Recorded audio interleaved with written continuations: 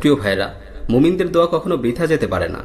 সহিহ মুসলিমের হাদিস এসেছে, রাসূল সাল্লাল্লাহু আলাইহি ওয়াসাল্লাম বলেছেন, কোনো ভাইয়ের অনুপস্থিতিতে তার জন্য যদি কোনো মুসলিম ব্যক্তি দোয়া করে তাহলে সেই দোয়া কবুল করা হয়, আর তার মাথার কাছে একজন ফেরেশতা নিযুক্ত করা হয়।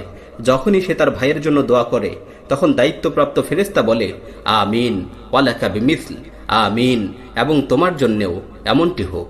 প্রিয় ভাইয়েরা, উল্লিখিত হাদিস থেকে আমরা বুঝতে পারি, মুমিন ব্যক্তি যদি তার ভাইয়ের অনুপস্থিতিতে তার জন্য দোয়া করে তাহলে আল্লাহ তাআলা সেই দোয়াকে কবুল করেন।